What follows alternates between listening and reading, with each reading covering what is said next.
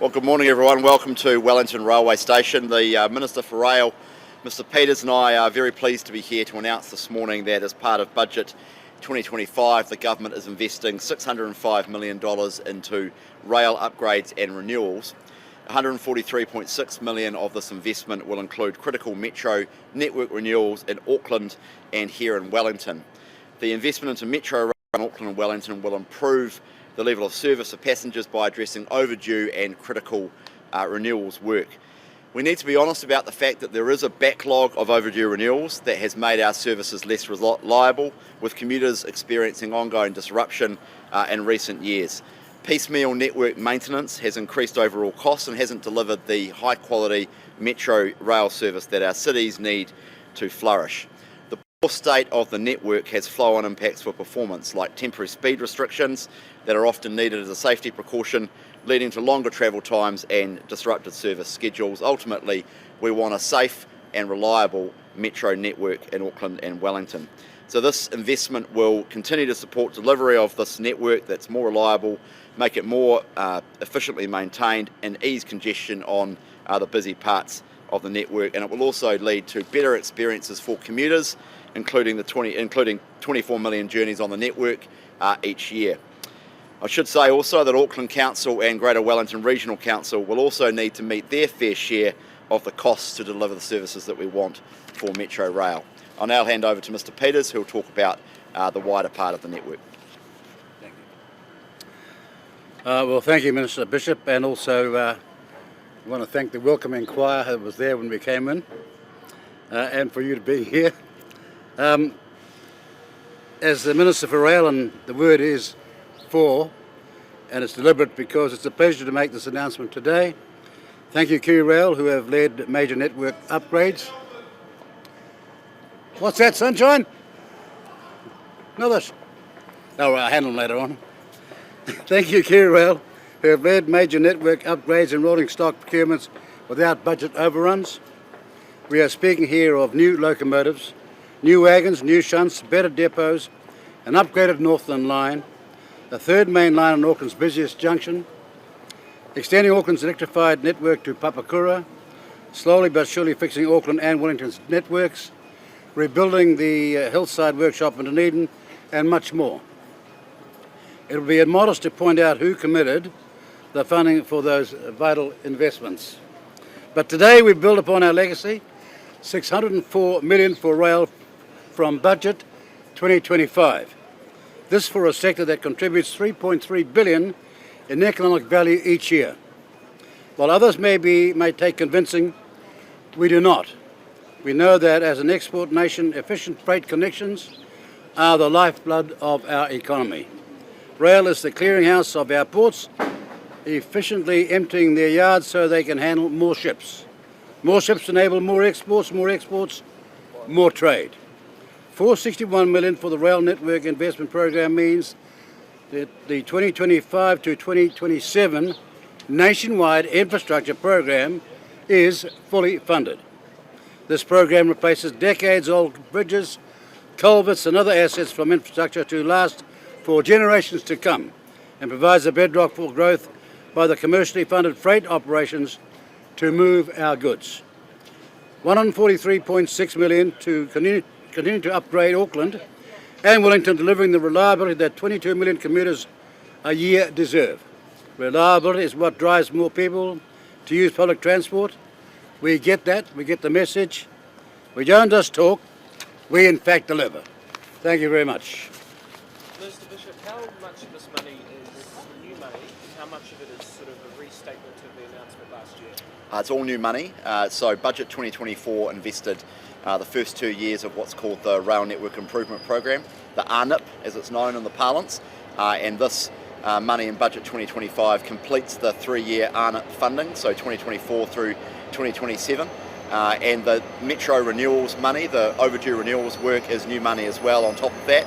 We need to be honest about the fact that we do have a big backlog of renewals in the Auckland and Wellington metro networks, so I'm not pretending for a moment the 143.6 deals with all of those issues. It doesn't. There will need to be continued investment in the network in the years ahead, but you do these things in stages. You can't do everything all at the same time anyway. And so just over the next few years, we'll progressively invest to deal with those maintenance issues. Just to clarify, some of what we're talking about here today, some of the money has been spoken about previously. No. No. So the way the rail network funding works is it goes in, Work Improvement Program, the ARNIP. In 2024, budget 2024 funded the first 2 years of that program, around 460 million a year in those 2 years. This funding in budget 2025 completes the 3 years, so this is for 2026 and 7, and so it completes those 3 year the 3 year funding agreement. So overall across the 3 years, it's roughly whatever 450 times 3 is. And in the scale of investment, The Joker has arrived. Good morning. investment of New Zealand's rail The network. Joker says good morning. Maybe, Mr. Peters, you'd be best to answer this. How do you evaluate the scale of this investment compared to the investments that have been made in recent years? Well, the investments in recent years was the inheritance of a railway being run down in 2017, railway reconstruction in 3 years, and then a total forgetfulness on that part of the previous administration, Labour by itself. And we're back now rebuilding railway because we believe that having good railway service right around this country is simply a no. Possibly not as large, but you still think will make a difference? I don't know why you came with all these cynical, doubtful questions. Your first 3 questions were wrong for a start. They were disproven. I don't know why. No. I'm answering now, and I don't want to be interrupted. You came here with 3 questions that were wrong. You're trying to say that there was previous money we're recycling again. It is not. This is a tranche for 3 years. And of course we'd like more, but in these troubled times, it's still seriously a very worthwhile commitment. Is this much money going to keep being spent every single year in order to maintain the network? You criticise the piecemeal funding, but if you wanted to maintain the bridges and the place. Yeah, so look, one of the things that, particularly with the metro work that's gone on over the last few years, is there's been quite a amount of work to look at exactly what's required over the next 8 to 10 years to maintain the network. There's been significant investment already to get ready for City Rail Link, for example. So it's all very well to build a new series of tunnels and new lines in Auckland. That's going to be absolutely fantastic. But there's a whole lot of subsidiary things that come as a result of that as well. And you would have seen the announcement earlier in the year around the level crossings, for example. And there's a whole lot of maintenance work and upgrade work required on the existing network in Auckland. Some of that has been done over the last 2 years or so to get ready for City Rail Link. Other of that will have to come into the future. Likewise in Wellington as well. The reality is assets come to the end of their life. Take the Ava Rail Bridge out in my way, for example, in the Hut. That bridge is over 100 years old. That is being upgraded as a result of the funding in budget 2024. And that replaces the bridge. It means that there don't have to be safety and speed limits on that bridge. It means that that doesn't have to slow down to go over the bridge. It means for a more efficient rail journey for people coming in from the Hut into Wellington, which thousands of people do every day. So those are the sort of investments we're talking about. So how regular are we going to need to tip in 140 mil there or thereabouts? Well, there needs to be ongoing investment in our rail network, both for freight, which is very important, as Mr. Peters says. 25% of our exports use rail in some form, but also for commuter rail, which of course means that people are in their trains, in rail in the morning and the evening peak, are not in their cars clogging up the roads, so it makes for a more efficient land transport system. But can I just say one thing to you? Look, we're just getting started to turn this into a serious business. Railways can be doing much better. So our plan is to have a much better railways management operation, a much better business model, a much better repayment of the taxpayers' investments going forward. And I think you've watched another 6 months, you'll begin to see that we're going to dramatically turn this around. I can't announce it today, but this is just the first step on this. Can you tell us in broad brushstrokes? No, I just told you I can't announce you today because we're working on it, but we are no longer going to go on with railways that used to be run. We're going to turn it into a serious utility in this country, a serious infrastructural investment, and making a serious return to the taxpayer. And it was promised all the way back by Booz Allen in 1992-93. When you say return, Just in case you weren't around. when you say return to Metro networks, how bad is it? How bad is the main truck rail line? Look, we've got a lot of work to do. A serious lot of work to do. But the reality is we've made the commitment today's announcement, I think, is a tremendous start for the government in terms of the next 3 years. But when we're also at the moment prospecting how we can make this a serious government, taxpayer-owned business. But what kind of work needs to be done? Do you know what kind of work needs Yes, we do. But I'd rather wait till we've done all than let you know the good news. The regional councils, you say they will need to come to the party. What are you hoping for or expecting from them? Well, ultimately, they're the users of the rail network that we maintain. So, look, it's a very complicated funding picture without boring you with the details. We own the tracks and we own the network, and then the regional council run the services. They use trains that we largely paid for, but they ultimately have to pay for the operating cost to some extent of the rail network.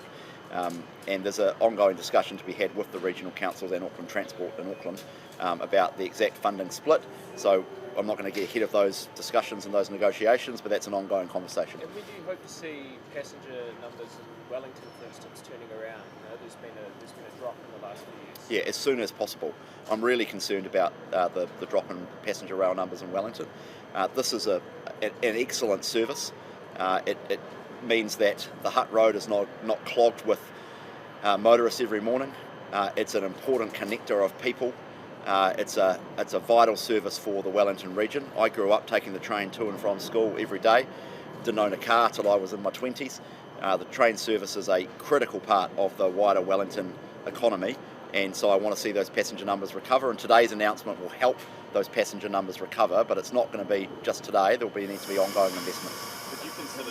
Oh, by the way, can we welcome TV1 now? 10 minutes late. Good heavens, this is a critical investment. It's a critical infrastructure, and you guys turn up. Maybe the train was late. Yeah, some of the trains have been late this morning. They didn't come on the train. See, stop your negative attitude. Ministers, when do we think there will be reliable services though for commuters? You're saying you're going to have to keep pitching in more maintenance, more costs. There were significant delays in Auckland this morning on some of those lines. Yeah. You know, when can commuters rely on a train service that works? So Yeah. 2030, 2035? No, earlier than that. It's an ongoing work in progress. I mean, we just need to continue to make incremental improvements. So you've got to remember we're dealing with years and years of backlog that just was not funded. Maintenance that was shoved into the too hard